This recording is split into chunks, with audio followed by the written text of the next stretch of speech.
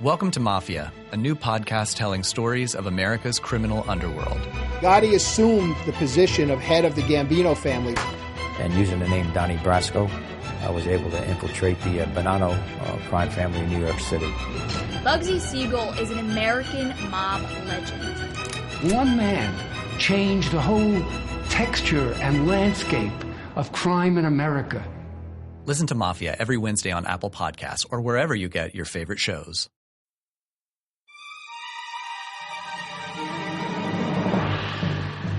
Back in Nam, we came across this village and looked like they were nothing but children. You know, sucky, sucky, $2. But we weren't taking chances.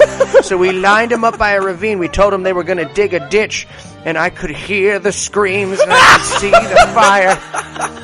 And I can't stop. Nips on the wire! Nips on the wire!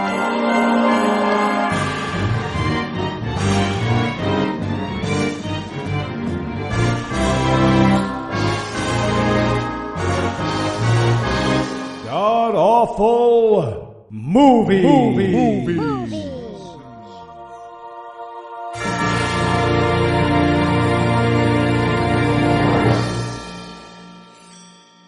Welcome back to the GAMcast, where each week we watch yet another Christian movie in order to inoculate ourselves in case we ever know something the CIA is willing to waterboard us over.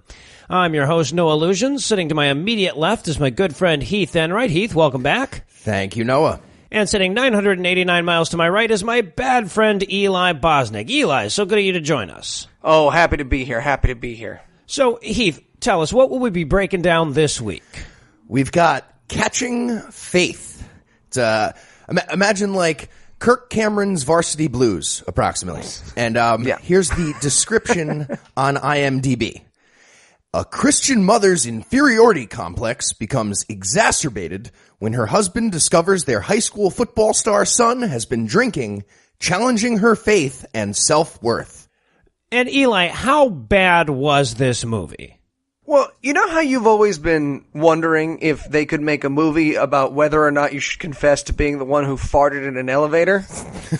That's what this film really brings to life. It's like, I don't know, I parked a little bit closer to the hydrant than I thought. If you ever wanted to see that for an hour and a half, well then strap in, buckaroo, because you've got 63 minutes of absolutely no stakes to clinch onto your seat for. Oh my God, dude, I've seen more impressive stakes at the Huddle House. So, Heath, any thoughts on the general badness here? Well, according to Amazon, people who enjoyed Catching Faith also enjoyed Cheaper by the Dozen 2. Oh, wow. Is not a great sign, fair. But it actually gets even worse than that. Because people who enjoyed Cheaper by the Dozen 2 did not like Catching Faith. I checked on that. It didn't go the other way. Yeah. No good. To be fair, though, what he meant by that is they want movies by the dozen. They just literally want to buy a dozen. They don't care what kind of... Just as long as it's cheaper to buy the movies by the dozen. That's... One of movie gets on a DVD with 11 other movies at the gas station. I gotta say, hopefully nobody knows just how bad of a statement this is, but this is the worst thing I've ever caught. This movie here. So before we get into the breakdown, I want to talk about the guys. That's real bad. That's real bad. So before we jump all the way into the breakdown, he's got a broken rib like Doug Henning had liver cancer. You know what I'm saying? It was bad. Yeah. Oh yeah. We have a bad movie this week. Get ready. His broken ribs make spots appear all over his skin. People, you know what I'm talking about. Start making a quilt. He's going plaid like Bugs Bunny. So, before we get into the breakdown here, I want to talk about the coloring book that this movie is based on. That they made an entire movie about. I'm not kidding. It's called The Elijah Project, and apparently it's the byproduct of a random failed actress deciding that psychology looked pretty easy, so she could probably do it too, but with Jesus. So... I want to read you guys an extended excerpt from the Elijah Project's website. This is the About Us section, where Alexa Boylan, the horrible person most directly responsible for this movie, explains why she decided to fix other people's brains with crayons. Quote, "A few years ago, I had a meet my maker moment while looking into the mirror. Totally get it. I woke up to my daily routine, stumbled down the stairs, put the coffee on, let the dog out, and resentfully made my children's lunches." fucking Timmy. Cut the sleeves off your sandwiches. I went to the bathroom, and while washing my hands, I caught a glimpse of my reflection. I remember looking in the mirror and thinking, where did all those lines come from? You're a cocaine dealer. Man, it's usually when I look into a mirror and wonder that it's a good thing. Anyway, Are you going to thaw someone's head off in the tub? Jace. All right. Well, let me finish washing my hands. She continues. My brow was furrowed. I tried to smile, and a fake smile appeared. I felt tired, angry, lonely, and afraid. My next series of thoughts disturbed me. I don't like who I'm becoming. I wouldn't want to be married to you. I wouldn't want to be your child. I just have an image of her tucking her dick between her legs. Would I fuck me? No. A low self-esteem Buffalo Bill.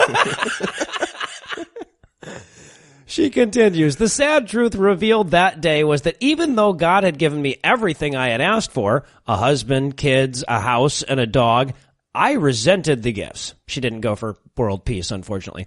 I had spent years giving to God with the hope of getting something in return. I was giving with strings attached and growing more and more resentful when my wishes were not granted. I was not a cheerful giver. Not a cheerful giver, the Eli Bosnick story. I was bound by fear and stuck in people-pleasing. I was afraid to be rejected, exposed, or humiliated. Exposed, by the way, is in quotes for some fucking reason. Yeah. She wanted to make sure that everyone knew they didn't mean like ripping her dress off in public. Exposed, not like actually exposed. I was fine with if someone just let my skin be free. I usually wearing turtleneck scarves to hide my fucking ugly, muffin top, disgusting wrinkles and lines. My reaction to this was to stop answering my telephone, thinking if I avoided conversation, I would insulate myself from criticism. I had allowed Satan to set up residence in my soul where he was shaming me day and night. Shame is the enemy of connection, and it leaves us isolated, disconnected, and alone. So if I could just interrupt here to point out, this woman probably has clinical depression, but she decided not to treat it. So instead, she decided to make a fucking Bible coloring book to help others through it. Anyway, she continues. I want to see that conversation between this woman and Satan, where Satan's like, well, Alexa, looks like the living room's still messy. Oh, were you going to get to it later? Were you? Really? You're a bad mother. You're a bad mother, Alexa. You look terrible. I am. Maybe a little makeup, Alexa, some sit-ups. Give up breads instead of fucking writing a coloring book. And finally, she says, my story is illustrative. Life's journey has many peaks and valleys. This workbook, coloring book, will follow Elijah's story while helping to unearth your story. There is a simple model for health and healing. Realize, reflect, reconcile, rest, and re-engage. Because they always have to be alliterative. She needed an R. She needed an R. Yeah. She used re. One of those you know is unnecessary. She was like, rape. Nope, can't put that one in there. Bad, Alexa, bad. You can't. That's on me. That was draft 1 and 2. That didn't get cut until draft 3. And she finishes off by saying, my prayer is that this workbook will be an angel touch in your story. Show me where the angel touched you. Yeah, exactly. Show me on the doll. So that is her explanation of the coloring book that inspired the fucking movie that we're about to break down. I also think it's worth mentioning that on the cover of this movie, it's like a football movie, and they are clearly trying to make this kid look as much like Tim Tebow as humanly possible. Yeah. Including casting him as a wide receiver because he probably wasn't convincing as a quarterback in the audition. That's exactly what would happen to Tebow if he auditioned for the movie. Can he throw the ball and catch it himself? How does football work now? Can you do it more quarterbacky? No, I cannot. You throw it to your... It's like juggling, right? You throw it in the air, but it's a trick play. Nobody knows. And that's about as much as these folks knew about football. But we're going to get to all of that. So with a special mix of Christianity, pseudopsychology, and poorly choreographed, uninformed sportsing to look forward to, we'll take a quick break. And when we come back, we'll break down the dumbest thing I've seen since the Seahawks intentionally lost the Super Bowl. Hello and welcome to Bob Cramjaw's Christian Movie Audio Course. Step 1. The Marriage. Now, your movie is going to be about people's failing marriages, and it will be somebody's fault. So try to write down 3 ideas of things that might be wrong in a marriage and make a movie based on them. Go ahead and try it now. My wife always leaves her shoes in the hall. That's fantastic. Sometimes I feel like all my wife cares about is her work. What a bitch. My husband won't wear that tie I bought him. Shut it the fuck down. Step 2, the activity. Find an activity that is important to your characters. That's what's going to be happening to these people while they talk about Jesus. Go ahead, try it now. Washing the truck? Why the fuck not? Chair hats. That's not a thing, but who gives a fuck? The rape of Nanking. Never heard of it. Step 3, the offensive best friend. Every Christian movie needs a best friend character to really solidify the plot for people who leave the room for popcorn, or more likely they're elderly and they fell asleep and then they wake themselves up by shitting their pants later. Try writing some lines based on your offensive character now. So you're telling me that once you started washing your truck, your wife stopped leaving her shoes in the hall? Well, kiss my grits. It's #1 movie in America right there. Holy free holies, man. You're telling me these chair hats make your woman talk less about work and more about your marriage? Ay chalupa. Sounds right to me. Rape of Nanking. Something. He wore the tie. Something. I'm an Eskimo. Sure, why the fuck not? Step 4, add some Jesus. All right, and that's really all you're going to do here. Just remember what you said in step 3 and literally just add some Jesus and you have yourself a movie. Go ahead and try it now. So you're telling me that once you started washing your truck, for Jesus, your wife stopped leaving her shoes in the hall? Well, kiss my grits. For Jesus? Yep. Holy free holies, man. You're telling me that these Jesus hats make your woman talk less about work and more about your Jesus marriage? Jesus. Even more yep. Jesus. Why not? That fucking thing is gonna make money. Anyway, if you'll excuse me, I'm gonna go take a bath with a toaster. And we're back, so we're going to start off this movie with some bland and boring Americana B-roll, but just to make sure you don't get your hopes up for a good movie, we're going to give it to you via a nauseous stationary pan and a frenetic series of small-town cliché jump cuts. Yeah, the first thing we get from this film is a leaving Las Vegas acid trip circle. Yes. That never just like, just like, I shouldn't eaten all that cotton candy. First thought. I also want to point out that the production company that made this movie is called Mustard Seed Entertainment. That's the smallest of all the seeds, you know. Yeah, which to call your company the thing that is provably and in every way shows that your book is wrong is crazy. Right. They might as well have called it 13 cubits by 4 cubits pillars. Pi equals 3.1. Yeah, exactly. So, just very quick for those who don't know, Jesus said at one point in the Bible that the mustard seed is the smallest of all the seeds, and then he explained that how like mustard seeds grow into trees, which they don't. So yeah, this was Jesus' botany reference according here. to everyone on my Facebook, that's really about what Jesus was talking about is seeds in the Middle East, except that's also not true. So right. Where they also don't have mustard Well, he's trees. talking about like the seeds that he had seen that day, and like it was by far the smallest seed. You don't know, could have grown into a tree. Jesus does miracles. You're close-minded. I don't know. I followed my heart to these answers, so I can't quite give you anything else. When my grandma died, they planted a rose. They planted a mustard seed on her grave, and a mustard grew out of it. A little princess was there the next morning. Giant mustard tree. Yeah. So right away they're saying, you know how the Bible's bullshit? This movie's we're gonna roll with We that. dedicated ourselves to the fact that we don't know anything about science. Welcome to Mustard Seed Entertainment. And they demonstrate a similar understanding of football that Jesus demonstrates to mustard Oh, seeds. they know Yeah. way less about football than they do about fucking mustard seeds in the universe. I mean, if you were like, I'm stupid, so if you were like, Eli, mustard comes from trees, I'd be like, sure, why the fuck not? Let's Right. talk about card tricks. But even I, who know nothing about sports, was like, I'm pretty sure everyone's supposed to be wearing pads. Why are there? That's a soccer ball. Okay, that gentleman's wearing a catcher's mitt on his penis. This is not good. Isn't it 11 on 11? Are they going to do that one time in Never, this movie? never. No? At Hut. that point. People on a football field? Nope. Someone said hut, though. That's weird. Yeah, that's weird. Hut. It's pretty damn football-y.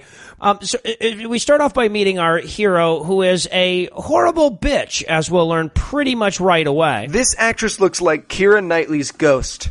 Like if she had run into a sword during the filming of Pirates of the Caribbean 85, Let's Go Get Brunch. And she was like, oh, Johnny, oopsies. And then went to hell and had to be in this movie forever. Right. I want to point out Keira Knightley is an atheist, so this probably would be her hell acting in this film. And apologies to Keira. You're adorable. You can open your mouth. Anytime you want, Keira. It's totally up to you, girl. All about it. I wrote down Kate Beckinsale with rabies. Yeah, okay. All right. Yeah, I get that. Or maybe a little bit of bulimic Michelle Bachmann. A little bit of bulimic Michelle Bachmann. I wrote Parker Posey's skeleton. Okay, all right, yeah, I can go that way as well. And we're having the family McFamily montage, which seems to be the standard for every Christian movie. And they're always arguing over something, like it's either the remote or in this case it's the hat. Right, yeah, there's never just like, hey, how's it going? It's always like, you give me back my tampons. No, I'm going to put them inside me. Mom, he put all his tampons inside himself. No, I didn't. Did you put all the tampons inside yourself? Show me your starfish. No. Now, I also want to point out, okay, so we already talked a little bit about how the mom looks. The husband is a fellow by the name of Dariush Muslimi. Sounds Christian. Anyway, he's this big, giant, freaky-looking guy that looks like he could not... He looks identical to Josh Fairstein. Yes, he does. Holy shit. He looks like the entire time I was like, oh, this is Josh Fairstein. He's like the Persian Josh Fairstein. Holy shit. Oh, and I also want to point... Okay, so this movie, first of all, was filmed on a Santorum-covered dildo cam or something, and the cinematographer had no fucking clue. Like, literally, in the opening scene in this movie with the whole pillow thing, they're pointing the camera right to it into a sunny, bright window and don't seem to know that's not a thing you're supposed to do. You would get better cinematography dropping your phone. Yeah, the school of cinematography that this guy went to is your aunt who just got a camera with a timer school of cinematography, where she puts it at one side of the room and she runs over and she's like, all right, everyone smile. Is it on? 3 seconds. What's 3 seconds? Oh, God, I blinked. Try it again. All right, one more time. So they pray for the daughter's AP Latin class, and they pick out the pillows, and then Dad gives Mom a necklace, and this will be very important over and over again. Well, I wouldn't say important, but pivotal to the story, as we'll see it over and over again. It's a cheesy little, looks like you won it out of a claw machine, heart necklace. Yeah, this is this special brand of ugly jewelry. Because whenever I see like a Zales commercial on TV where it's like the chocolate diamond, and I'm like, oh, that looks like fucking shit. Who would buy that? Christians who live and watch these movies. That's what it's a heart. It's a heart shape with diamonds in it. Yeah, it could not be less tasteful. It could not be. It's basically a Flava Flav clock. Right, I was just gonna would have say. been in better taste than this fucking thing. But it's not good enough for her. I guess Muslim Santa got a sparkly that was too small, so she goes to the jewelry store and exchanges it for a bigger one. Right, exactly. She exchanged it for a bigger one, but this is a weird moment. This is something that the movie wants us to believe is like bad, like, oh, she returned it and got the thing she wanted. But like, if my fiance tomorrow came in and was like, hey, I got a new engagement ring that I like better, I'd be like, cool, you like that better? I got you a thing that I wanted you to like. Glad everyone is happy now. But in this movie, it's like she's fucking something. She's like cheating on him. She's like, oh no, he can't see. If he sees it, he'll hit me. It's just the weirdest approach to returning a thing. I've had my fiance return stuff in front of me. I've been like, Merry Christmas. And she's like, oh my God, where'd you get it? Is there a receipt? Which is because I have terrible taste. So it's crazy. And then we're on to one of the first of many painful football game scenes. Oh, yes. And by the way, if you were wondering, hey, is there anyone in this movie that can match the sexual tension of the brothers and sisters? You lucky so-and-so. It's the football players with each other. Yes. So we need to talk about the friend character's voice. Oh, shit. What accent or voices he's doing. Here's what I want. I want you to imagine that Benedict Cumberbatch got fucked to death, and then they took all the jizz and they threw it into a cloning machine, and this is what came out. This, because he's like, well, I say, old chap, I love you. I cannot describe this kid's voice. But he plays like the quarterback or the other, who knows what position anyone is in this fucking movie. But he's like the best friend character, and their sexual tension is palpable. You could cut it with a knife. You could spread it on Melba toast. Okay, and keep in mind that we're not even going to try to hide this, because when we first meet these two characters, they're winking at each other from across the football field. It's the classic wink at the intended receiver play. The defense never sees that coming. Yeah, exactly. Hey, man, are you winking at the guy you're going to throw the ball to? I don't know. Am I? Wink. Are you going to throw the ball to me? Yes. Yeah, that's great if the quarterback's gay with their son Bo, but they shouldn't eye fuck to signal an audible. I mean, you can make like a gay gesture or something, but it needs to be a lot more subtle than that. Just widen your stance, man. Come on. Rainbows, kill. Learn from those Republican senators. Just take a nice wide stance, and then he'll know. Hang out at a truck stop long enough, Bo. We're all on your side. Yeah, there you go. And so, meanwhile, in the stands here, you've got mom and dad and daughter, and the daughter apparently just received a letter at the football game, and she's opening it up, and it turns Message out... for random person. Yeah, it's like, what was that fucking MIT uses the Pony Express? All right. This carrier pigeon just dropped me off a letter. I think I'll open it. And that's what it is. It's early acceptance into MIT, and her parents act like it's a discounted vacation to Puerto Vallarta or something. Oh, you get two cruise tickets if you buy two other cruise, and they just could not be less impressed that she just got accepted into one of the country's best schools. Which, by the way, is so much bigger of a deal than anything. We never talk about it in this movie. Bo just apparently is a good football player. We never see him get a scholarship. We never see him go to a nice school. Nope. We never see him get signed by the NFL. He just scores touchdowns, and it is the center of this movie. This girl gets into one of the, if not the best, depending on what she's studying, schools in the world, and they're like, oh, okay, you're kind of interrupting, all right? Bo was drinking the Gatorade, and he spilled a little down his front. It's pretty funny. Exactly. If I got into MIT, my father would have tattooed it on his chest with a nearby spork and pen. He would have been like, go, go, go! Oh, sorry, I got into RIT. That's fine. Go, go, go! And the parents are like dismissive too. They're like, yeah, honey, shh. I know you just got into MIT, early decision, but your brother's life is peaking right now. He's right now, 4 touchdowns in one game at Polk High. Clap for him. You're going to have a whole lot of stuff to look forward to, like a career and a life and a college. This is it for Bo. Bo's going to live with us forever. Let's focus on Bo now. You can have the next 40 years, okay, when you have anything else. And that's what this movie is all about. Now, I also want to point out that it does not take long for us to learn that the people making this movie had no idea how football works. Because, first of all, there are something like 9 players on the field, both teams combined. And secondly, we get this pan shot from behind the quarterback, and the linemen are doing like something between sumo wrestling and hugging. They're just kind of pushing on each other's shoulders. No one's making any effort to get around anyone or anything. I wrote, these guys went to the E. Honda School of Football. 1,000 times slap. The football in this, I own Madden because someone gave it to me as a gift. The people play football in this movie like me playing Madden. Just like, I don't know, throw it to that guy, run off the field. Look at that, they didn't tackle him. I win. Back to Batman. And also, and this is going to be a repeated theme in this, okay, so like earlier in this, like we see that, okay, they went to school this day, and now it's later in the same day, and they're at a football game, but it's still day. So apparently this is one of those... You could not get a night shot in this movie to save your fucking life. Shit. Apparently Except by accident. When they're in the Arctic fucking circle in this movie, and it just never gets dark or whatever. I believe that one of the members of this cast was a werewolf, and they were just like, well, Tony's gonna turn into a beast of the night starting at 8 p.m., so first week of shooting went really badly, R.I.P. Tina. So we're just going to keep everything from 4 p.m. 2 to noon to 4. That's it. We got 4 hours of shoot. This movie took 8 years to shoot because they were just like, fuck. Actually, interesting trivia. This movie took 18 days to shoot. And it shows. Yeah, it does.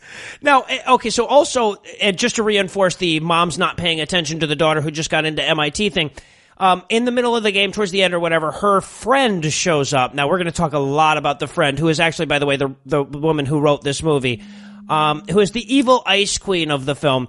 So they wander off together, and we get some girl talk. Now, apparently, girl talk is about, have you seen, I'm not exaggerating. This is literally what they talk about. Oh, have you seen so-and-so? Oh my God, she's gained like 10 pounds since high school. Oh, that vest you're wearing is simply awful. Those two things were the key pieces of information in the girl talk that we get. Yeah, I call her Evil Universe Deborah Messing. Okay. And that's who she is in all of my notes. I've just got her as Cruella DeVille in red, but yeah. If you think this character is ever going to make any sense, you're wrong. We'll occasionally touch on her, but nothing she says or does has any consequences or meaning. There are several characters in this movie, spoiler alert, who are just there to be cunts. That's all. Yes. They just walk on. They're like, go fuck yourself. And then they walk off again. But we'll get to them later. All of them, though. I mean, like, everyone in this movie is horrible, and I hate them. Like, right away. Every character. Everyone except for body hire Josh Firestein is there to, or Fierstein, however it pronounces it, is there to just walk on and fuck other characters over and then walk back off again. Basically.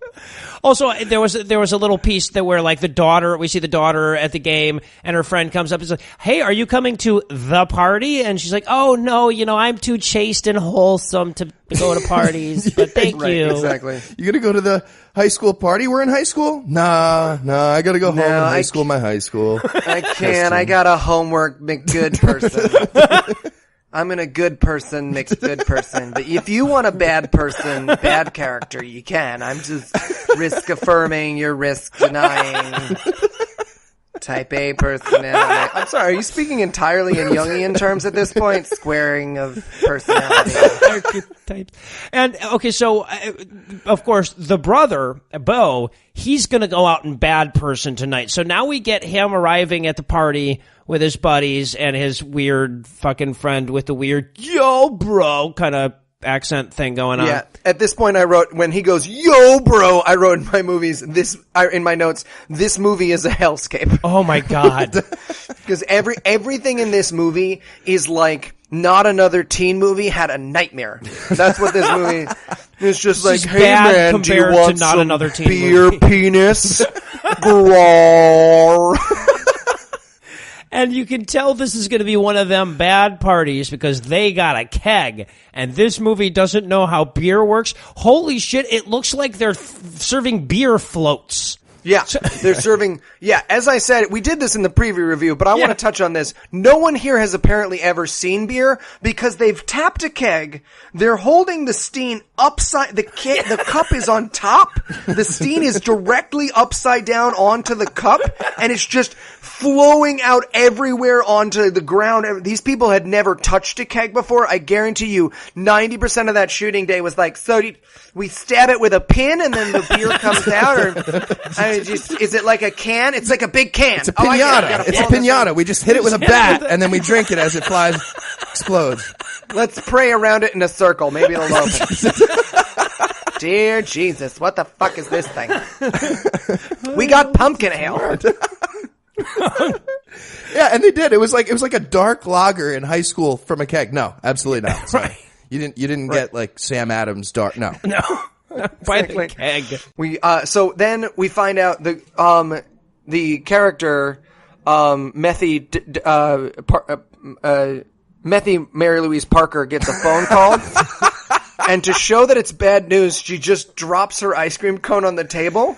And I wrote in my notes, rude, people work there. And I want to see the movie about the girl who works at the ice cream parlor that was like, oh, did you get bad news? Maybe throw your ice cream away in the garbage can. That longer. You could just wait. Everyone else has to leave with you. Just there's a trash can on the way out. It's fine. Stephanie, you do not need to put your energy into this. You need to put your energy into your art. I make spray paint art. Spinny kind. Stephanie works at the fashion box. I don't know. Gotcha. I don't know anything to not think about this movie. Right? No, but yeah, shit. she drops her ice cream on the table to say that her father has had a heart attack. Right, yeah. So so we're cross-cutting between the party and the ice cream parlor where mom and dad and good daughter went. And yes, they get that horrible news. And why not bring the ice cream to the hospital? Is that rude at that point? You already bought it. It's not like you're going back online to get another ice cream after you find out about the heart attack. You just had it. So like, 1 second, this one didn't have enough sprinkles. I said I'll be there in a second, Mom. It's a heart attack. He'll be fine, or he'll be dead. In either case, I can be there with sprinkles. Either or. Now, at this point, we cut back over to the party where the son is challenged to a drinking game, which is just like is literally, sir, I challenge you to what? To drink off. Yes. Come on, man. That's not in the script. Don't be a dick. So many moments in this movie where he's just like, we're in all of these movies where it's like, to what? Come on, just cut. To felch this foam out of my head. What are you talking about? Drink. We drink. One of us drinks faster. I don't know. Come on. It's like beer pong without the pong. Yeah, so a team player. Their idea of a drinking game, the people who wrote this movie, is we both drink. And whoever drinks better wins. That's how they think it happens. Their technique. There's like 4 kids lined up with signs, but the highest and lowest scores don't count. Yeah, right. Look at the way Bo's lips wrap around that glass. I guarantee you the quarterback was watching that very close. So now mom and dad and the daughter are going, they need to pick Bo up from the party real quick so that they can get him to the hospital. But before they can get there, the cops show up.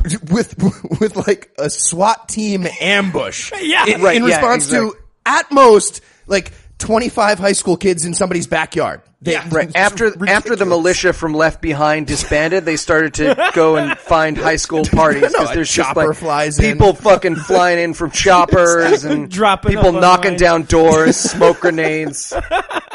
But that's okay because Bo runs directly into the arms of the police. He could not run. If he were trying to tackle the cops, he would have run less direct. He's like, oh, quick, I'll jog over to this police officer. He makes it 3 steps, by the way. The cop is very obviously standing 4 steps away. Were he to look in that direction, the cop would have been like, whoa. Yeah, exactly. Okay. Keep in mind, this is the star wide receiver for the high school football team. You'd think the motherfucker could run, but no.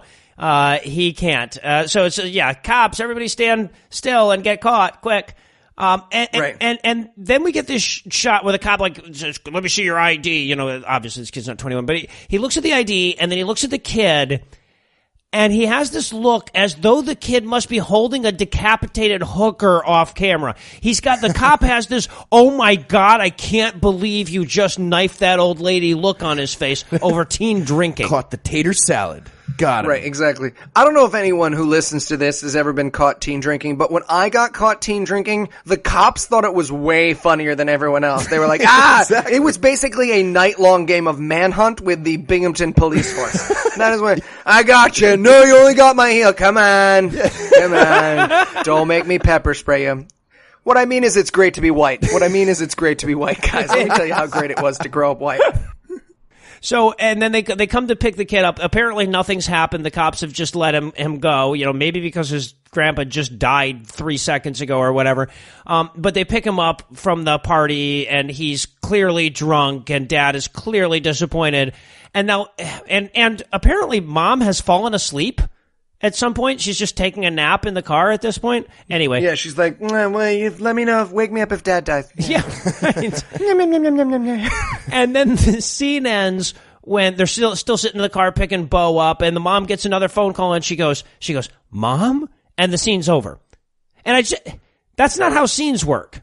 They didn't seem to have any concept that a scene should have a beginning and an end and there should be stuff happening in the middle. Anyway, that'll come up again. But first we have to cut to the funeral, because Grandpa's dead and apparently the next day they had the funeral. There was a special or something. And I just want to throw this out. Grandpa has a terribly attended funeral. There are like 3 people at Grandpa's funeral. Every crowd in this movie is bizarrely small, inappropriately small. Yeah. At which point there is so they cut to the wake or the funeral home or whatever they're doing the like post-funeral party thing.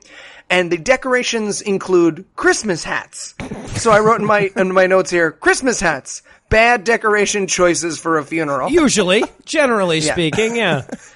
And we cut to Grandma being, for one of many times, a miserable bitch. There is no less likable character in all of cinema than the grandmother in this movie. She's right up there with Old Testament God. Okay, so the first thing that we see her doing, the daughter is chopping up celery and at the wake, and Grandma comes up. Oh, all right, now I know that your grandpa just died, but that's no excuse for irregular lengths of celery, you stupid shit. And starts like explain. I wish your mother had taught you how to cut celery.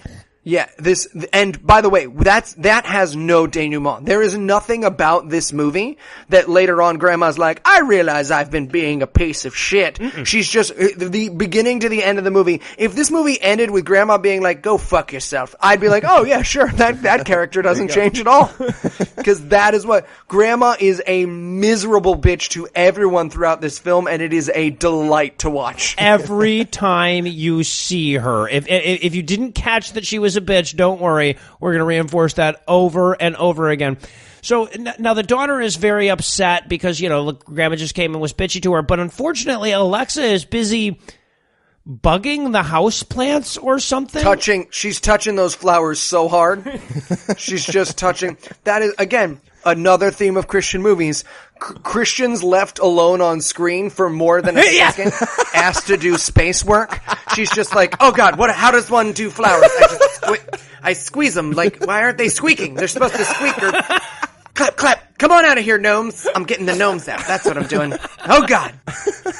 Is the scene starting yet? Jesus. So I guess we're supposed to be reinforcing the idea that like the mom's ignoring the daughter or something. And then we got this friend character who just we haven't been introduced to or whatever. So she comes up to Alexa and she's trying to be, your dad just died. Let me put my arm around you so everyone understands that I'm the sympathetic character. And then she freaks out and screams, "Oh, the flowers aren't fine," or whatever. Right. She's like, "I've got it." No, I would have just been like, rude. All right, enjoy your funeral. Yeah, I'm gonna be over here. Right. But then I'm glad your dad's dead. Evil friend shows up when Alexa starts to break down, the evil redheaded bitchy friend that we met earlier, and she has to tell her, oh, don't cry at a funeral or your mascara will run. Like women do. Yeah, this character is such a weird thing. I just wrote in my notes after she writes, she goes, you shouldn't hide your grief. Or the nice person goes, you shouldn't hide your grief. And evil lady goes, you should if it makes your face fall off. And I just wrote, Lady Hitler? Lady Hitler. Right. And then we move along to one of the many bizarre Jesus Book Club cult scenes where we get introduced to the coloring book that this is based on. Yes, the coloring book that this is based on is so stupid. So stupid. And I want to point something out about all of these. So Ebaz spent some time in group therapy. Quite a bit. Not his choice, but he spent some time in group therapy. And I have never had such Vietnam flashbacks to those bullshit sessions as I had watching this movie, where she's like, can you draw yourself? And first of all, I stayed like 4 weeks extra in this fucking anger control program because I kept drawing myself like sucking a dick. So this workbook would not work with Eli. But the very first thing that a mental health professional, quote unquote professional, asks you to do is pull out crayons and you are not a child, you need to leave. You need to get up and you go. And now, okay, so we're going to talk obviously a lot about the like therapy bullshit that they had in here. But so creepy hippie Christian moonbeam chick is talking to a group of like 5 women. Alexa is one of them, and she's way overdressed. So she tells them to draw how they feel, and if I was draw there, what they look like. They all draw where did the pedophile touch you dolls that are supposed to represent themselves. And then she recommends that they read 1 Kings 17 through 19. Now, for those of you who aren't familiar with the Bible, that's basically the opening of the story of Elijah. That story starts with God telling Elijah to go hide by a lake and let birds vomit into his mouth for a couple of years so that God can starve a bunch of people to death with a famine. And it just gets more fucked up from there. So I just want to point that out. That's what we're basing this movie on. Well, we're basing it on a coloring book that's based on that biblical Where's that story. scene where Alexis just got a hawk throwing up into her mouth and she's like, thank you. Would have been the best. This was a weird turn this coloring book take. Can you color in the vomit flowing into Elijah's mouth? And now we're going to go to the extraordinarily Christian school where most of this movie is going to take place so that we can see Raven badgering the football coach to tell her what her academic standings are. Because, okay, now I should point out that the football coach in this movie is Bill Engvall. And this movie is so bad that he stands out as like a master thespian in this he's film. real good in this movie. By comparison, he's real good. Yes. He is the Michael Caine in the Muppets movie of this movie. You know how Michael Caine just acts the shit out of the Muppets Christmas Carol, and you're like, damn, he was talking to puppets that whole time. That is Bill Engvall in this movie. He was talking to puppets the whole time, that's for sure. Yeah, pretty much. And apparently their budget didn't allow for principal or guidance counselor or anything like that. So Bill Engvall is the football coach, but he's also the teacher and the principal and the custodian. And anytime we need person from the school, he's going to have to fill in. Right, exactly. Also, there's this weird moment where he's like, well, you just checked your rankings in the school the other day, which, by the way, it's not fantasy football. It doesn't get updated every day at midnight based on your grades. Those grades get tallied quarterly. It's not like every quiz goes into some weird fucking pie chart. But she's like, can you just check it again, you fucking hack comedian sack of shit? Here's your sign. And he tells her, you're number 2. Hooray. But this is the weird thing. She's already gotten early. I don't think they know what early acceptance means in this movie. They have no idea. Because it's like, oh, what if I'm not, doesn't matter. Nope. It does not matter. You're already Early at acceptance MIT. means acceptance. That's what they have the word right in there. You get to go to MIT no matter what. You can go into Bill Engvall's office and just peel off a nice ropey shit onto his desk and be like, there you go, snort that. There's your sign. There you go. There's your brown collar comedy tour. Yeah, there you go. Just wraps her legs around his neck and shits into his collar. She can do that. She's in MIT. Might as well. It's done. And she's good at engineering too. She could probably make it work. So, and then we cut to her Latin class, which a lot of this movie is going to center around how much stress she has over this Latin class. Look, who the fuck has a Latin class? Anyway, and again, because nobody can I act had a Latin in this class movie, in high school. Oh, that sucks. They lie to you. They say you're going to learn all the languages. Fuck you, Latin teachers everywhere. Oh, you'll be able to learn any language. No, I won't. I'll speak Latin, which is garbage. And then Completely once useless. every 7 months, my friends will be like, ergo propto hoc. And I'll be like, no, actually, that's incorrect grammar. And they'll be like, shut up, Eli. And I'll be like, I could have been getting pussy. I mean, I couldn't, but I could have tried. I could have been failing more than I already at did. Pussy. Yeah. On a computer anyway. And so again, and I have to say this because like the acting is so bad in this movie that like whenever the scene just cuts to like a person emoting, the emotion is completely wrong. So she's supposed to look like the daughter is supposed to look, she's stressed out about the Latin class. She looks like she's seriously considering blowing her teacher for an A. I mean, that's what I got. Absolutely. I was like, oh, he's going to fuck her. Yeah. This is a porno. I've seen this Brazzers scene. Like, the set was the same and I was like, oh, okay, I'm with it. Got my dick out, got some lotion, sat on my thumb. I was ready. And then he was like, can you make some copies? And I was like, of his dick? But no, he's just asking her to do his job. Right. Here, I mixed in, but let's not forget the major plot point. Here, I accidentally mixed in the final exam answers with the things I want you to make photocopies of because I just thrust paper at children. I'm just like, here, copies. I know this appears to already be many copies of the same thing. But I need more copies. Even more copies. Also, you'll find my criminal record and my suicide note in there. And a picture look. of my dick. And I should point out, too, that they make it very clear very often that this movie is taking place in a Christian school. Every shot in this school has a Jesus picture or a cross on the background.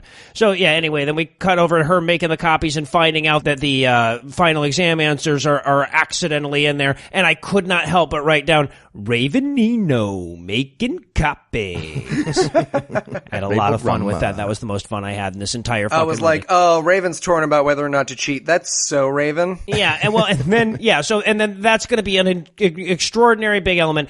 She makes the copies, and then, well, actually, she doesn't make any copies apparently. But she takes the final exam home, and then we have to like deal with her wrestling over the should I cheat or should I not cheat thing for the entire goddamn movie. And again, in a movie with no stakes, you couldn't ask for a less stakes thing than whether or not this person who already got into the college she wants to go to should or should not cheat on her exam. Who gives a fuck? Who gives a fuck? Cheat. Kill another student. I don't care. There's nothing about her collegiate journey that I now care about because it's over. Right. It's over. It's like if they showed us everything post credits in Rudy is what we were going on. Like, you okay, Rudy? You look pretty hurt. Yeah, but I got to be on field. Oh, great. But will I get to change in the locker room? Doesn't matter. Doesn't matter, Rudy. We already did the big chanting thing. I don't know. What shirt will I wear? Doesn't. The part where we were wondering is over. That's for earlier in the movie. Right. And then we go back home so that we can watch Grandma be an evil bitch some more. Such an evil bitch. And then we get this very weird horror movie looking up the stairs from the basement shot where Mom and Dad have the talk about Bo's drinking. Right. They have the talk about Bo's drinking like that. What's that movie where the kid does a school shooting? We need to talk about Kevin. We need to talk about Kevin. They have a we need to talk about Kevin moment, but about Bo's high school drinking for which there should be and could be no consequences. Right. That's where they're like, I don't know, he keeps stockpiling weapons. And he's like, no, he just had a beer. And again, this is where we bring up the athletic code. Oh my God. They signed the athletic code. Things I could not give less of a fuck about. The athletic code of a made-up high school. But that would be like saying, look, now we clicked on that iTunes user agreement, and damn it, we're going to live our lives by it now. We need to make Grandma pay 67 cents if she wants to listen to that Bon Jovi track. Right. We said we would not play these for free or for profit. And then we go back to the coloring book club for more amateur grief counseling. Yeah, exactly. And in this time, at this point, they're doing the who goes from the good circle to the go fuck yourself circle. Oh, and that's where Mom moves from the good circle to the go fuck yourself circle. Okay, so just give everybody a quick visual. So in the coloring book, there's a picture of a heart, and then there's 3 concentric circles, and the hippie fucking sun halo lady says, write everyone that you know down, all the people, on this thing, and whoever's closest to you, put closest to the little heart, and then draw arrows telling who needs to move closer to your heart and who needs to move closer away. And the only people she knows are her immediate family, and she wants her mom the fuck out of her circle, apparently, I guess. And I also wrote this. We're about 28 minutes into the movie, and I wrote down at this point, they're going to try to sell us that fucking coloring book, aren't they? Oh, they certainly are. Yeah. The point of this is a long commercial for a coloring book. Basically, yes. We should call this god-awful commercials for coloring book. This at particular least for this episode, yeah. Yeah, exactly. So I guess we're just trying to reinforce the fact that she hates her mom with a fucking passion that is palpable, but she can only admit that to her coloring book. Which I empathize with. I mean, if you look in any of my coloring books, I've got Red Fire Engine Run, and I'm just like, this fucking bitch. I get it. I get it. That's where you let those feelings out. And then we get to the game. Yes. She says, I have a game, and I'm thinking, finally, somebody's going to fuck somebody. But yeah, exactly. She just pulls out some sex dice. All right, Alexa, get ready to change. But no, it's a sharing game. Yeah, she says it's a take-home game, and I'm like, is it a Sibian? No, damn it. No. It's a bunch of fucking cards. It's a sharing game. It's cards. It's the real Cards Against Humanity. Yeah, no shit. Forget 2 midgets shitting into a bucket. This is the really offensive Cards Against Humanity set. You could show it to those guys, and they'd be like, oh, no, come on now. That's bad taste. This is... So let's get to a bigger, blacker dick. And then we get to this absurd Alexa trying to mom scene where she's going to see her son and say, hey, I have breasts and am maternal. Right, exactly. Where the son is crouched over a TV tray. He does not have a desk. He has a TV tray with a laptop computer on it. And she comes in, and he's like, yeah, so this play is called we run over here and score a touchdown play when they don't. Wait, it's even worse than that. He spends like a full minute and a half of this movie intricately explaining to his mother how a 2-point conversion works. And then she leaves so that he can beat off to football players some more. Because let's be honest, all right? That's what that kid was doing. He wasn't studying he was beating off to his teammates on his computer when mom came in, and he had to clean it up really quick. So she leaves. He beats off some more. And then we go back to the kitchen, and I have to point this out, and I'm sure this is in everyone's note. The dad is wearing a T-shirt that says spiritual gangster. JC is my nigga. I don't want a lot out of life, but a tattoo on my chest that says spiritual gangster is already in the works. It's our next Patreon goal, guys. At $800 an episode, I'm going to have one T-shirt from every movie we watch tattooed on my body. Now, I know what you're thinking. Not all the T-shirts in all these movies have words. Doesn't matter. We're going to make up the words in each. It's going to be fun. It's going to be fun. Yeah. So Dad is wearing a spiritual gangster shirt like that's a normal thing. And then the family all sits down to cookies and milk. Right. And Grandma, by the way, is being a bitch again. Yeah. Because they sit down and she's like, hey, let's play this sharing game. And she's like, I'm going to kick the crap out of you like I used to as a child. Do you remember when we used to play games when you were a child? You were a little fat loser. Little fat loser with your tears running out of your face like you're coming tears out of your eyes, you little bitch. Grandma's doing some serious smack talking before this sharing game. They don't even know what game they're playing, and she's already talking shit. And of course, the son says, I'm too old to play games. He's a football player. Okay, all right, different game. Different, doesn't count. Different game. And apparently the game that they're going to play is Revisiting Past Tragedies, the home game. Right, talk about your feelings. Yeah, so they've got this series of cards, and each card, I guess, tells them, what they're supposed to talk about.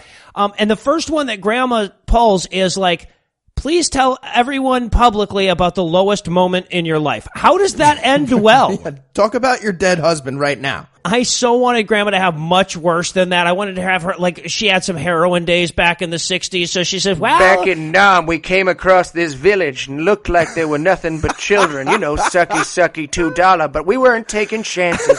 So we lined them up by a ravine. We told them they were going to dig a ditch, and I could hear the screams, and I could see the fire. And I can't stop. Nips on the wire! Nips on the wire! And then I want it to get totally silent, and for the daughter to be like... Okay, 2 points. 2 points. Told you I'd win. Playing Russian roulette with Christopher Walken. Exactly. It was terrible. Dark time. 2 bullets. 2 bullets. Wow.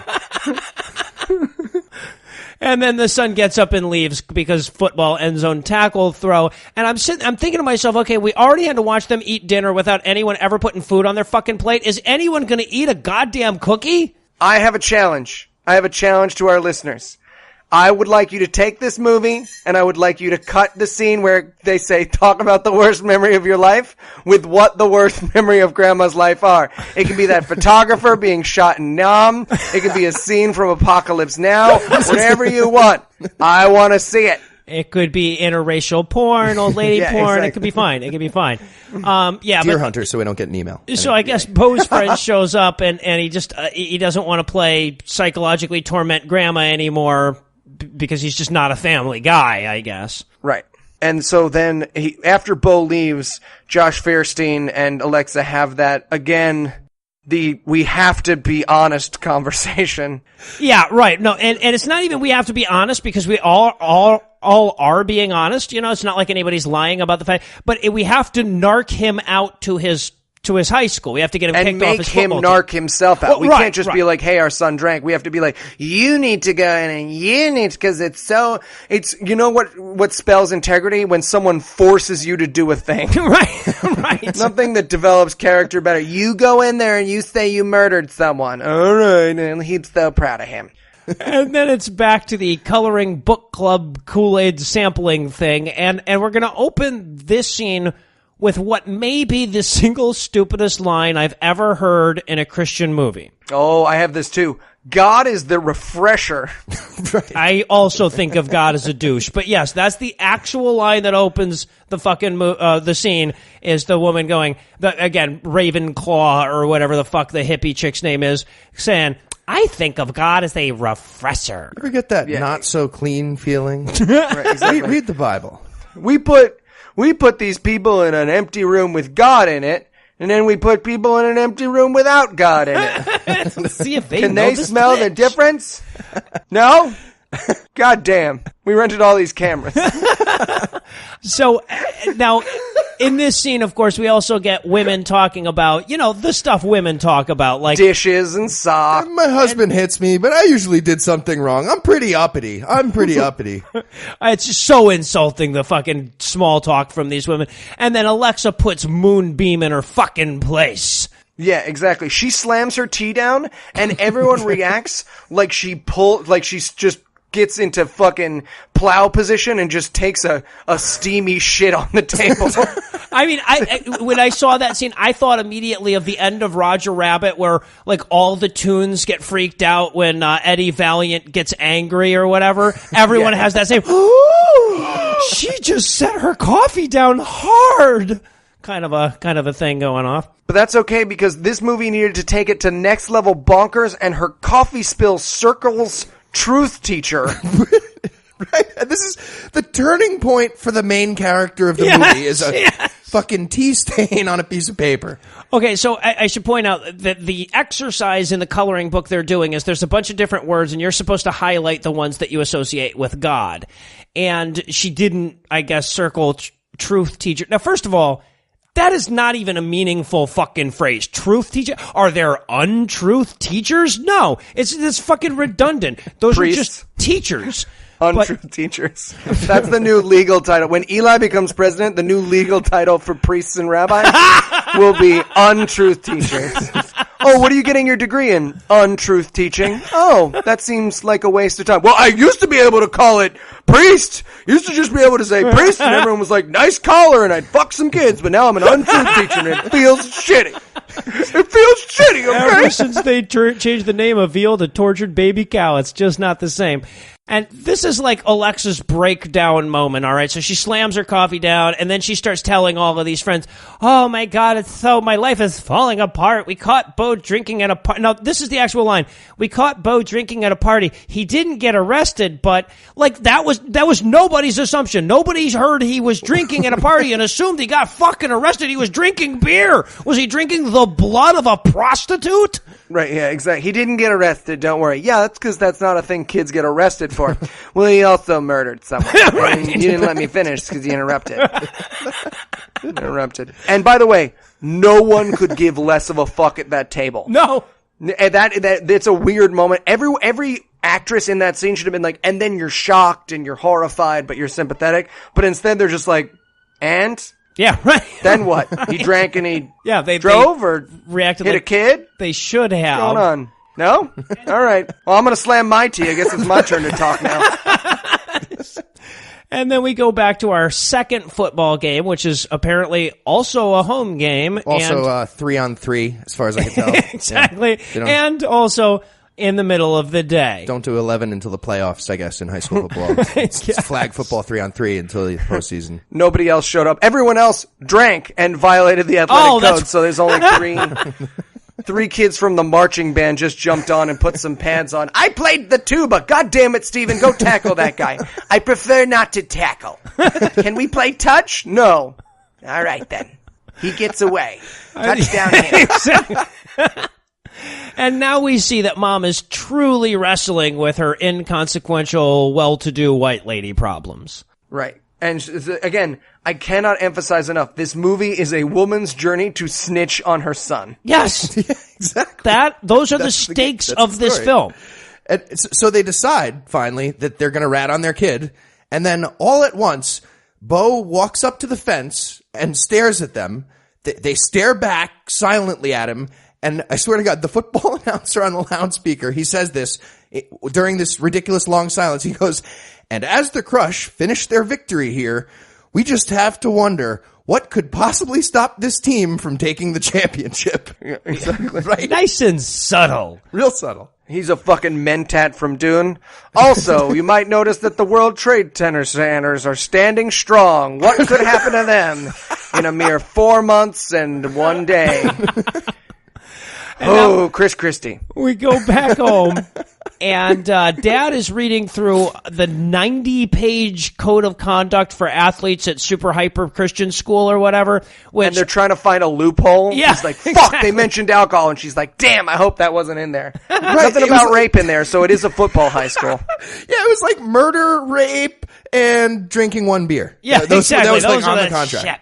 Now, I just want to think, like, I'm imagining the dad, because, okay, so he's got this code of conduct thing for his son's football team that apparently he knew right where it was and could go right to it and open it up to the booze page or whatever. Like, how ridiculously organized is this motherfucker? Well, he prayed on it. Oh, that must have been it. So then Bo comes in, and Mom says, you remember that night when you were drinking? And he's like, you mean the night that Grandpa died? Yes, I remember the night that my grandfather died. No, the important part. Where you had a drink. That one. I know Grandpa's dead, but come on, Wilford Brimley's fine. Rest in peace. We were talking about you had a beverage. Yeah, exactly. So they have the big fight. He's like, hey, you have to honor it. You have to... at which point, the dad says... If you believe, well, there's 2 lines that I love from this scene. He goes, if you believe in God, you have to tell the truth. Because if you don't believe in God, there's no incentive, to be honest. To which the son replies, we've never done that before. Right. I wrote in my notes, told the truth? Yeah. Ever? Not once. What day is it? Wednesday. Hey man, it's Tuesday. Is it? I don't believe in God, so I don't have to do that anymore. And also, the son, as a protestation, says, everybody drinks all the time. And I was like, hey man, no they don't.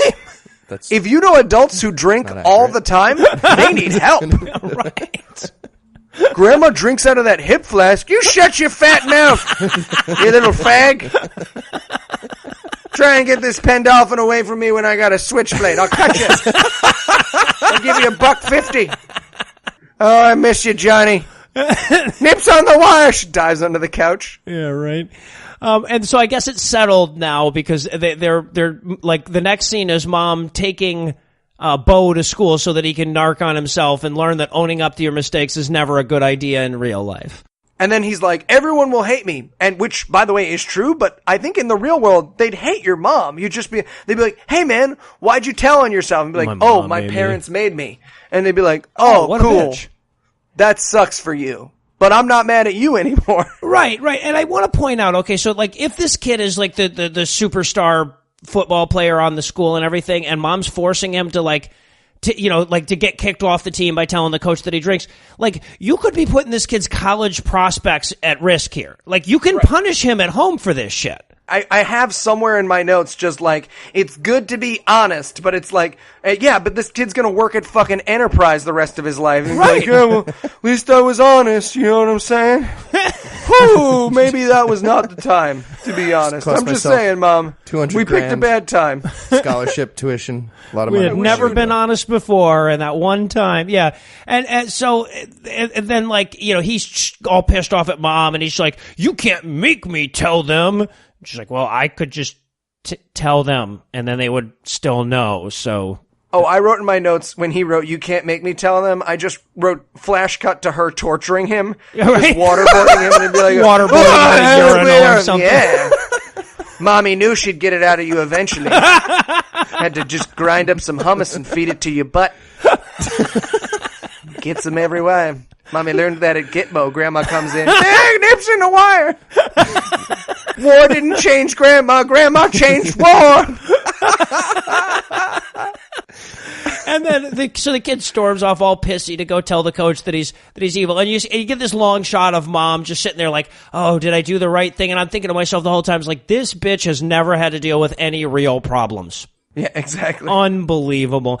Now, if you're sitting there thinking to yourself, man, they are spending a lot of time on Act 1 of this movie. I wonder when they'll introduce the stakes that this film will revolve around. I'm sorry to tell you, recreational booze narking is pretty much all we've got for you in this one. So we're just going to take a quick break here before we get into the final act of this monstrosity. But before we do, I'll, of course, give you the hard sell. Will anything happen? Will anyone be likable? Will this movie continue to be less entertaining than Bill Engvall's stand-up? No, no, and yes, but please keep listening anyway. So when we discovered that this movie was actually based on a fucking coloring book, we couldn't help but wonder just how low on source material Christian movies have gotten. So we decided, in the name of helping out and to keep our job security here, to give a sneak peek based on the criterion used in Catching Faith. Albert and Bethany Fish are the top scuba divers in the world, but Albert's anger issues and Bethany's depression threaten to tear them apart. Only through faith can they reunite and find the love they once shared. This summer, one fish, two fish, red fish, blue fish. When a local high school principal makes the American flag illegal, it's up to one Christian schoolteacher, Victoria Mouse, to raise enough money in a single bake sale to save the school and bring faith back to her small town. This Christmas, if you give a mouse a cookie. David Knight is America's #1 astronaut, but when his mission goes wrong and he's asked to gay marry people in space, he must trust his faith and do what's right, not what's most popular. This summer, Good Night Moon. And we're back for more of this shit, and if you were thinking to yourself, I wonder if this movie is ever going to go anywhere with the budding romance between Bo and his sister, congratulations, you are wondering the right thing. You're as fuck nuts as the people who wrote this movie. Because as near as I can tell, that's exactly where we go from here, starting when Raven walks out of school and finds Bo sitting dejectedly on a school bench where no one will hang out with him because now he's been kicked off the fucking team for narking on himself for drinking.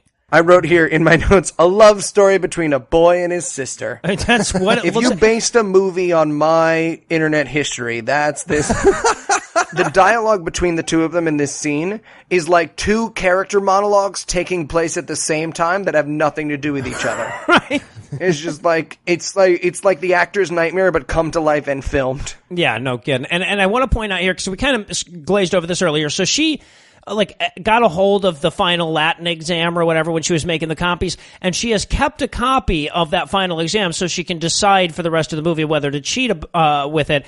And at one point or another, Bo saw it, so Bo knows that she's thinking about cheating on her Latin exam. That's the kind of thing that matters in this stupid fucking movie. But I thought I'd have to kind of throw that out. And by the way, Bo saw this because she did the thing where she dropped her bag and the incriminating evidence came flying out exactly right on top of the pile of crap. Exactly. Originally, her plot was going to be that she had an abortion and the fetus came flying out in between her books, but it was a whole thing. Carly Fiorini got a hold of the video and she showed it at the next debate. She was like, kicking and screaming. That's the movie that Carly saw. It was Catching Faith. There you go. Now we all feel silly. Exactly. And then we cut to yet another football game, and it's yet another day game and yet another home game. This is 3 in a row, by the way. Well, they don't alternate when it's... No, not in this universe. And we also have to reinforce the fact that now he's not on the team anymore, like the team is terrible. Because apparently missing their ex-receiver means the quarterback now throws the ball into the stands. Yeah, it doesn't make the quarterback bad at throwing all of a sudden because one of the receivers, all of a sudden he's throwing passes backwards for no reason. Right. He's so used to pitching it into Bo in every sense of the word. Right. He's like, I don't know how to throw unless it's to Bo. I can't love without him. I feel like this isn't about football. Well, you'd be wrong. Because it's all about football. We used to watch each other shower. Yeah, I don't understand how this affects you. I can't talk about it. I just need him here. He's my rock. All right, I'm going to go give Bo a pep talk. And then, of course, Coach Engvall realizes that Bo is mopey, so he decides to sit down in the middle of a game he's coaching and give Bo a biblical pep talk that is one step removed from glossolalia. Yeah, he's like, man, 2 Samuel 7 says, you're the man, but he means it, the way Bill Engvall means it is like, you're the man, like, it's like he was like, 2 Samuel 7 says, Budweiser, like, that's not that's not what it means. And it's worth pointing out that, like, 2 Samuel is talking about a specific person, though. It's not like just you, the reader. Right. Someone walked over and said, hey, you are the man that we are looking for. Not like, what's up, buddy? What's going on? I was really excited. I looked it up and I was like, is you're the man in the Bible? Is that where that expression comes from? But no. No, he's comparing him to David. Now, like, you remember the guy who watched his neighbor's wife take a bath and raped her, impregnated her, and had her husband killed? You're just like that guy. That's just like a screen pass. It's very similar. Think about it. Think about it. Exactly. So, and then he says, you got caught. So I wrote in my notes, moral of this movie, don't get caught. God says don't get caught. God is a quarterback. A horribly disappointing quarterback. He's like, God's like Ryan Leaf for Tim Tebow. Yeah, exactly. That's the message of this movie. And if I'm following him correctly, and it would be very easy not to, the message behind his pep talk is just don't do anything and God will take care of it. Right. Which, by the way, I want to point out, this is like a 4-minute pep talk. There's a football game going on. I wanted so badly for some player to jog over and be like, hey, coach, what do we do? Now is the time when you usually tell us the plays for the football. We'll just wing it? All right. Now that we don't have a wide receiver, I guess that we've fallen apart. It doesn't matter. The quarterback is curled in the fetal position again, just asking one of us to spoon him. I'm the little spoon and Bo's the big spoon. He sure is.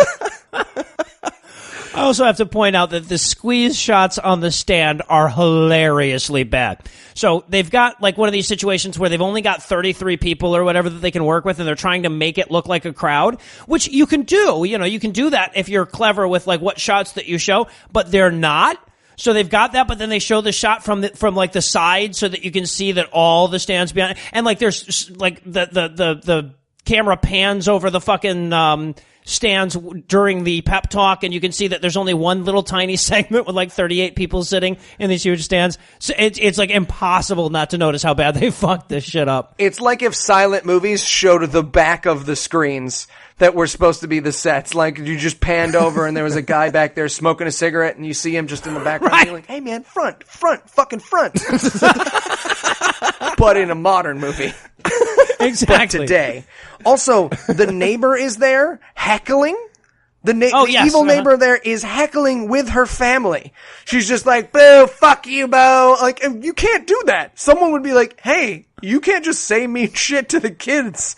These are children. They are at most 17 years old. Go home. And then speaking of home, we do go back home so that we can kick off another we're shooting for movie length montage here. Yeah, where Fairstein has the work's been crazy with all the work I've been working. They could not be less specific. He's like, oh, all the work and the numbers and the reports and all right, my line's over. With the merger. Yeah. I'm going to go shave my back. Yeah, exactly. Yeah, we never have the blindest fucking clue what this guy does for a living. It doesn't matter. And apparently now we're going to move on to the championship game. So, like, things don't look good right away. Bo's not doing too well. He doesn't catch the fucking kickoff. And then they, like, the very first play offensively for them is, like, a pretty impressive 7-yard rush on first down. And, like, the guy, like, breaks a couple of tackles, but everybody looks at it like this is a very bad thing, and they're really disappointed because it wasn't a touchdown or whatever. And it was no good because the quarterback fucked the other kid before this play. There's a little lover's quarrel in there for a down or two. Oh, it's a classic Romeo and Romeo story. Yeah, exactly. I wrote in my notes, the plan appears to be, Bo, you try not to suck a dick at football. And by the way, Dad is getting really suspicious way too early. After they failed to pass to Bo for 3 whole downs, it shows Dad going like, they're just not going to pass to Bo. Yeah. It sounds like Mom and Dad like had their son in a fantasy league. You know, it's not working out. It's the third quarter. He only has 1 target. He fucking fumbled the first play. That cost us 2 points. If he puts up a -2, we are dropping our son. This determines who enters the next round robin, does it not? Carly Fiorina comes out. I saw a football player kicking and screaming, and his parents dropped him. I don't know what that means. My skin's all bunched up underneath my shirt. It's all bunched together. It's held there with chip clips. Again, minor point, but In this very first offensive possession, they go for it on 4th down from the 20-yard line. What? I don't know. And again, I want to just let the quarterback know not conspicuously nodding towards your intended receiver is probably a good idea. Yeah, you know? You might as well roll a chalkboard out and be like, so here's our play. Right. Everybody can see? Hike. Speaking of chalkboards, by the way, when Bill Engvall's giving his speech, there's some X's and O's on the chalkboard behind him. This is the movie understands football so little that I actually stopped it just to count the X's and O's and make sure that they had 11 on both sides. They did. They got that right. That was the closest they ever came. They weren't aware of that when they shot the field. No, ever. not at all. Not at all. Well, you got to pay 11 extras, rent those football outfits. That's not worth it. Those X's and O's look like I was given to draw them. They were like, hey, Eli, just draw some X's and O's. And I was like, great. Who's on what team? Doesn't matter. Just fucking draw it. He's going to be talking about Jesus anyways. Right. So then he gets his chance and the villain is heckling again. Oh, yes. We've got to go back to the bitchy moms in the stands. Right. At which point the mom stands up for herself by being like, you know what? You're right. You're right. I'm a bad mother. Yeah. And I'm like, wait, was that, you got her? and well, I guess she did because Cruella de Vil was so cut deep that she decides to sell Alexa out on the necklace thing. Now, as you recall, early in the movie, mom got a necklace from dad, but then went in and exchanged it because she didn't like that one, and she told her friend about it, and now her friend is going to sell her out in front of her husband. And this completely meaningless, no, I wanted the green one situation is devastating. Yeah, he's to like, dad. He says, nothing's good enough for you. And I wanted her so badly to be like, no, just this necklace. Like, this necklace wasn't nice enough. I wanted a nicer necklace. No, you're mad. All right, we'll talk about it later. And, of course, this is also where Grandma comes to Alexa's defense and hits a woman where it hurts. The dye job. She goes, you can see that your roots are gray. And then all of a sudden, Cruella's just devastated. Fuck this misogynistic fucking movie. I wrote in my notes at this point, by the way, I can't imagine any vaginae were utilized in the writing of this movie. It blows me away that a woman wrote this fucking movie. Oh, really? This is so misogynistic. That's so upsetting. Oh, not only that, but it's the bitchy lady who wrote it. Oh, of course. So she was like, I'll let him get me where it hurts. My roots, what can I say? It's hard to go through. I won't cry this take, I promise. Go ahead and say it, and I'll just think about other stuff. And the director leans forward and he's like, I don't understand what's happening. Did you write this movie? Go fuck yourself. Go hold the mic. That's what I do for a living. By the way, this was like the denouement for Grandma, where like she used her powers of country for the forces of good. Right, exactly. So this is the moment we're supposed to say, like, oh, all right, Grandma's okay now because she was a bitch to the right person. No, she's just a bitch to everybody, and that's the person she was talking to at this point. I wanted that shot to continue and Grandma to just walk out towards the bathroom and kick over some kid's ice cream cone and be like, take that, you little faggot. She jumps in the air like the end of Breakfast Club. Grandma! Did shit and numb. And now, of course, the husband midway point between George Clooney and Dom DeLuise is fucking devastated. And I have to say, dude, like, a traded necklace is the least you've got to deal with when you're fucking that far out of your league. Because, like, say what you will about her horrible acting, the mom's pretty smoking hot. Oh, yeah. The dad, not so much. Yeah, absolutely. I mean, he looks like a baseball cap preacher, and she looks like a passable 8. Like a nice passable 8. Right, exactly. So, and of course, on the field, Bo just can't get shit right unless his incestuous lover tells him random stuff. So then we get that. Right, they have the Jack and they have a Titanic montage where she's like, Bo, I didn't cheat because of you. And he's like, oh, all right, now I don't suck at football. So, therefore... Which leads to the weirdest... Now, again, I don't know a lot about sports. The guys know a lot more. You guys know a lot more about sports than me. But I know that wide receivers are not allowed to call a play. There's not a moment in football where they go, Coach, I've got an idea. Oh, do you? Why don't you voice it to me any other time? Literally any time except right here in this moment.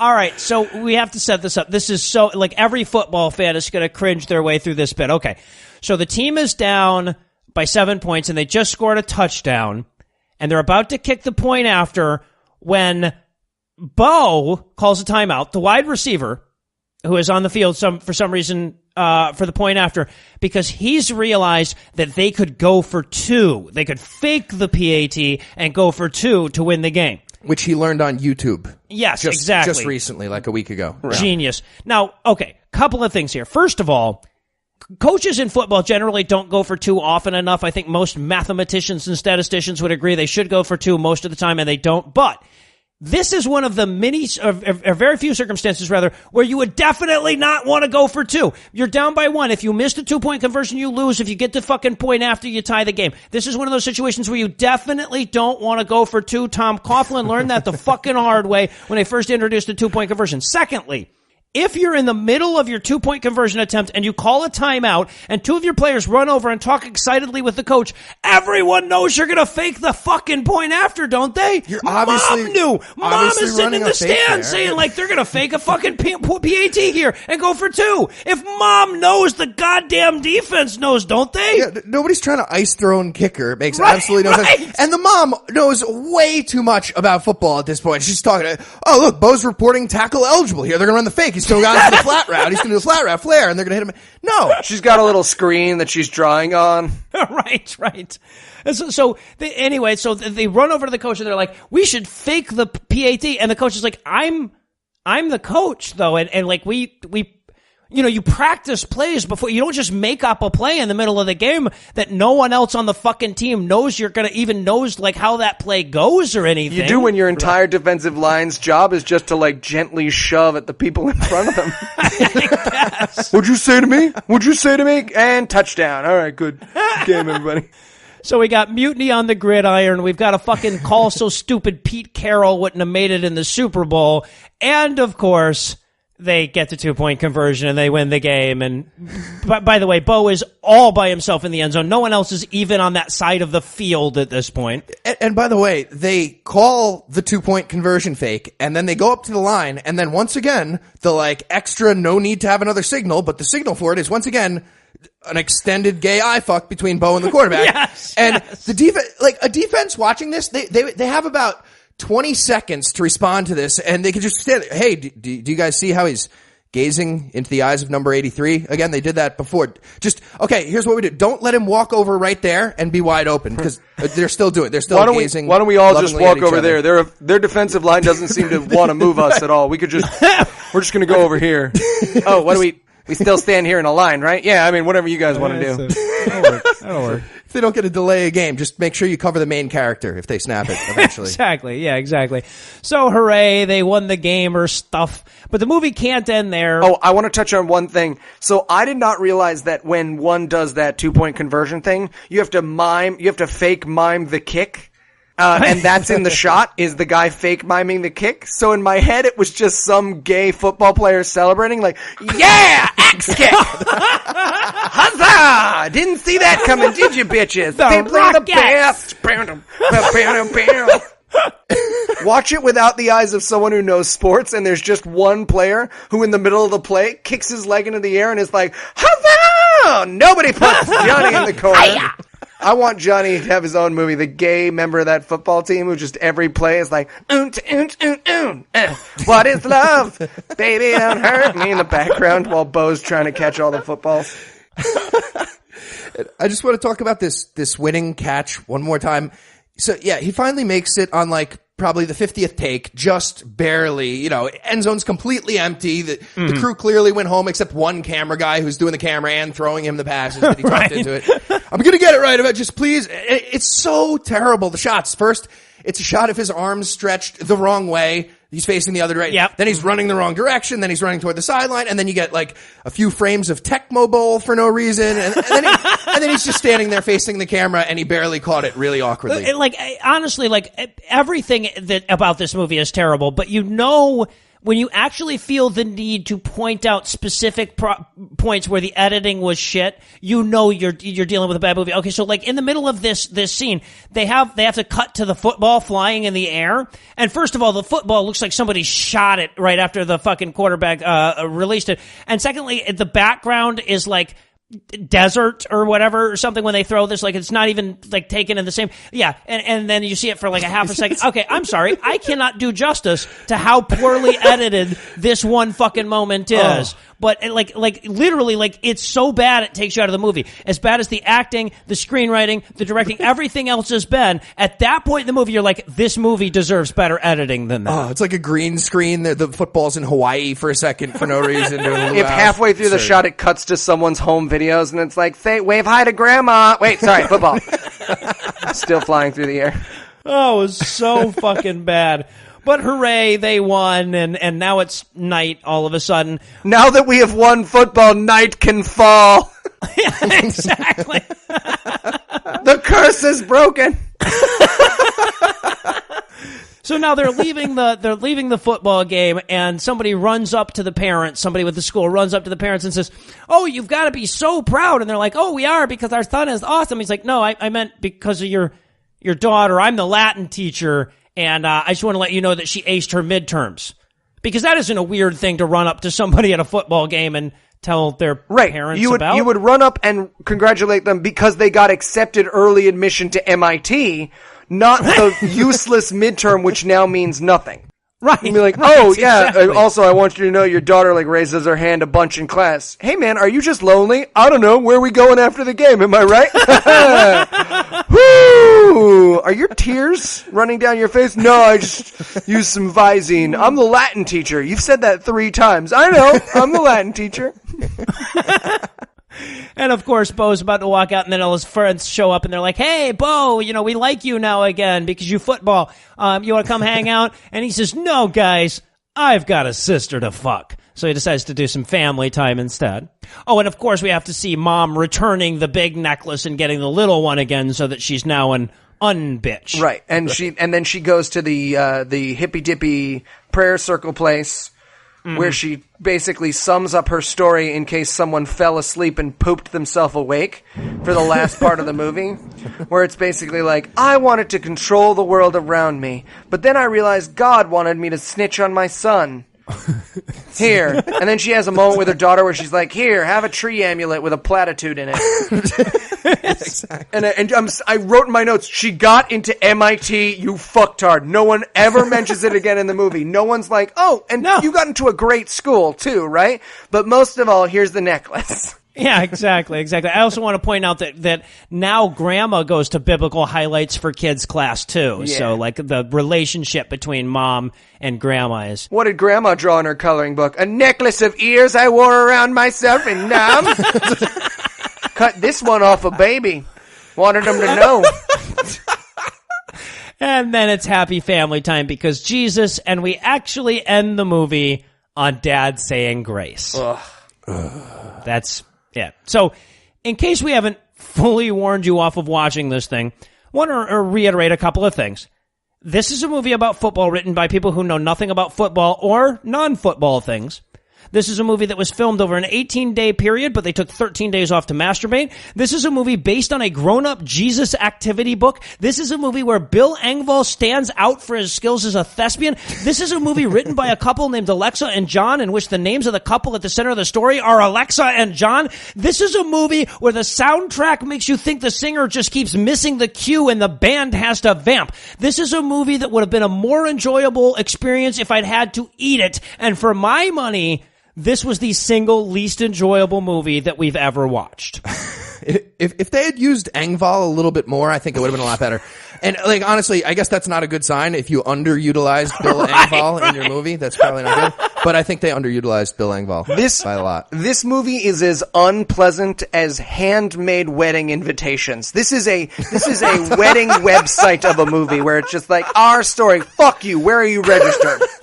Our story. Don't you make me click through that shit. That's what the feeling you get when you see Our Story as a tab on a wedding website is this entire 60-minute movie. You're just like, right. It's so short. Thank God it's short. That's the best thing I can say about this film is that it is not longer than it is. That it is 51 minutes instead of 52 is the greatest. It's actually like 91. Oh, yeah. God. I was on meth most of the time, so I watched this fast forward. Yeah, and as far as I can tell, the only useful message in this entire movie is you should always go for the 2-point conversion because it has a higher expected value. So pretty much all the time you should go for the... Yeah, that's actually... Except for the time that they did it. Except for the one time they did it, yeah. And my theory about that, I think they're trying to say that having faith is the extra point, but the 2-point conversion is faith and good works. I think they're trying to get pretty deep. No, yeah, they're getting Lutheran. That's really stupid. Here's exactly. If you look here, have a 5-on-4 defense is going to mean that you're a Pentecostal, and then you got a whole thing. Yeah. So before deflated balls is the clergy.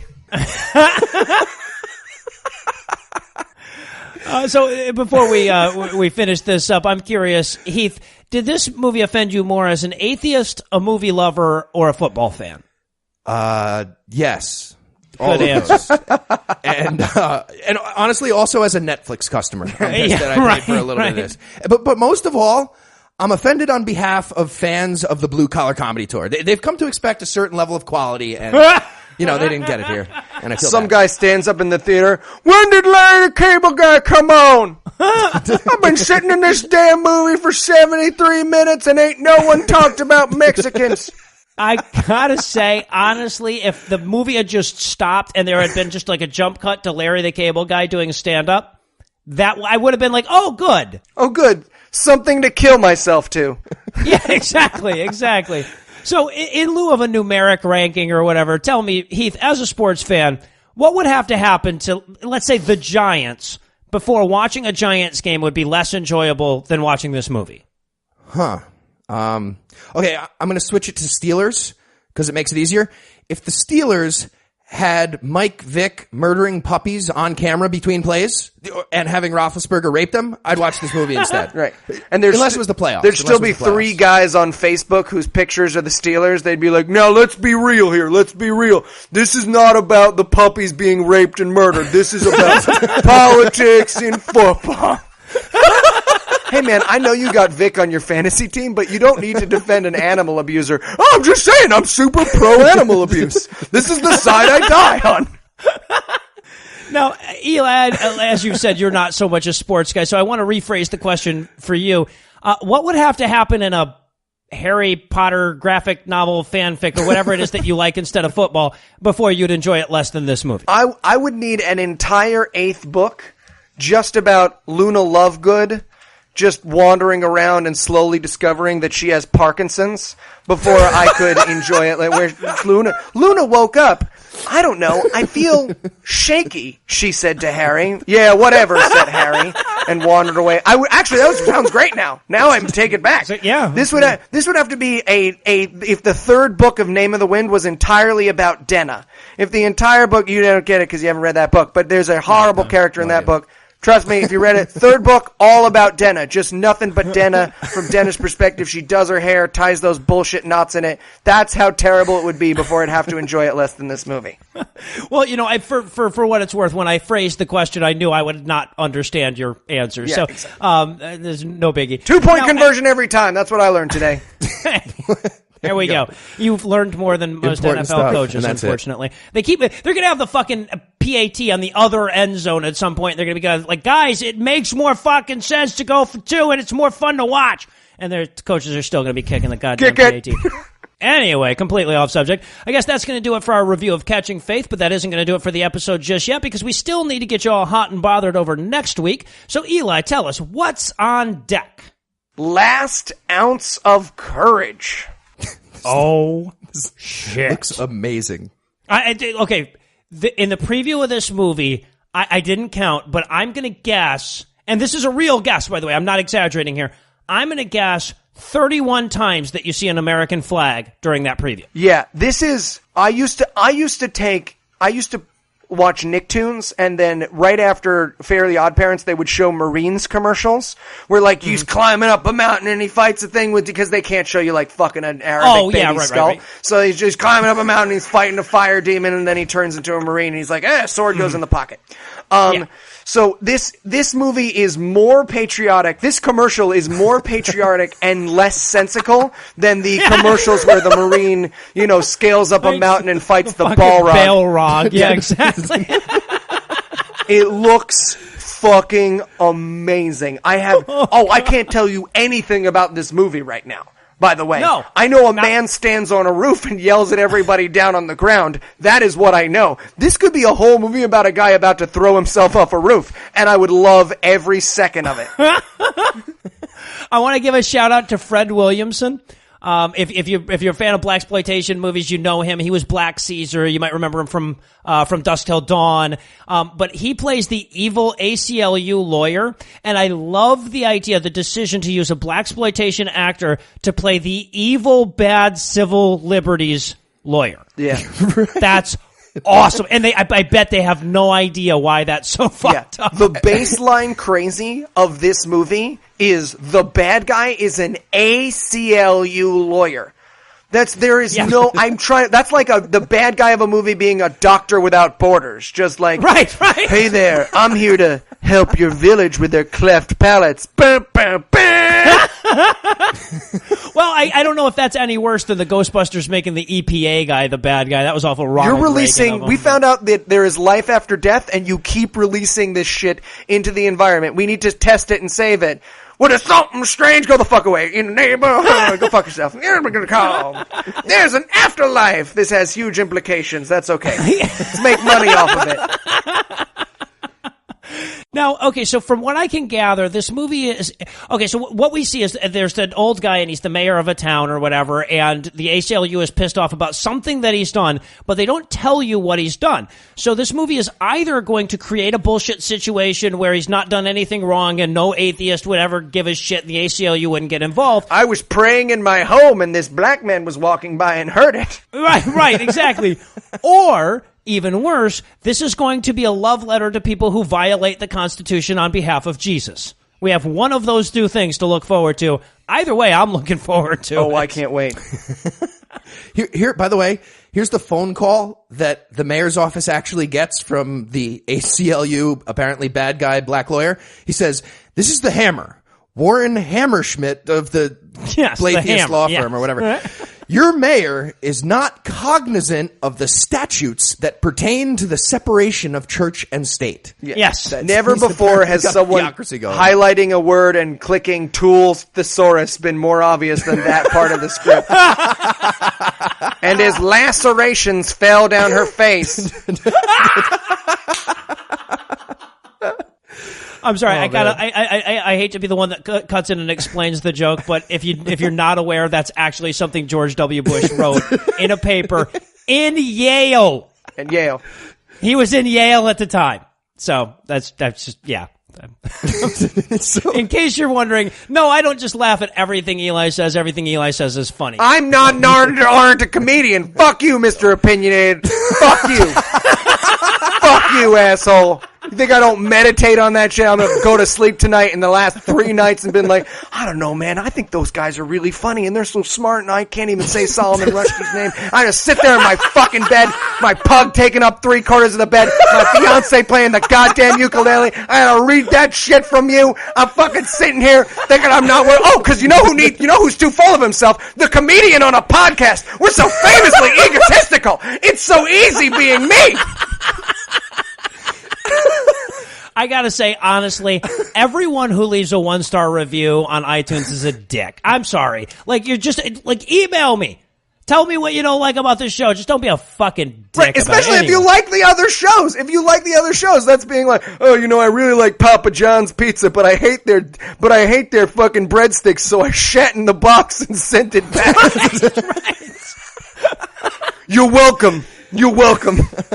For my feedback. Well, I'll tell you what, we'll take it out on Mr. Opinionated in Last Ounce of Courage next week. I'm sure there'll be plenty to bitch about there. Fun little tea party movie. A lot of motors. It's like Sons of Anarchy meet Sons of Theocracy. It's weird. Yeah, right. American Meets flags. the Oath Keepers. Son of Man. Do those contradict? Yes, they do very much. Doesn't matter. It's a movie.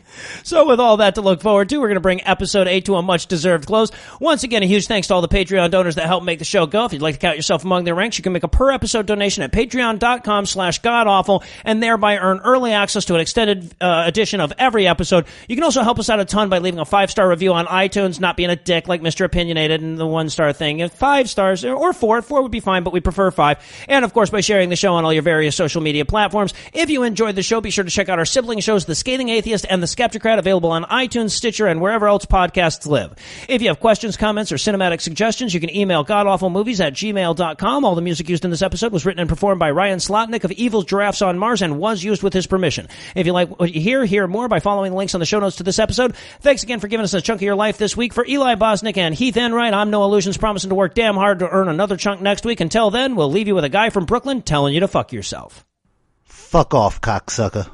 Raven went on to get a STEM degree and stopped believing in God because, college. Bo raped a girl in college, and his parents turned him in. He's still in prison. Grandma said the N-word at a filmed City Hall meeting that went viral and died of rickets. Neighbor lady finally got the ass-kicking she deserved from her husband, and all of her curly, dyed hair fell out. And Dad started making Christian videos and opened his own ministry. He's now known as Josh Foerstein. You bring your phone everywhere. Work, school, the movies. Now you can bring it to an Xfinity store for an easy way to switch to Xfinity Mobile, a new kind of network designed to save you money. You can get up to 5 lines of talk and text included with Xfinity Internet at no extra cost, so all you pay for is data. It's never been easier to switch to Xfinity Mobile and keep the phone you love. Click here to see how. Sorry, I gotta take this. Restrictions apply. Limited to select mobile phones. Requires activation of a new line of Xfinity Mobile. Up to 5 devices per account. New Xfinity Internet customers limited to up to 2 lines pending activation of Internet service.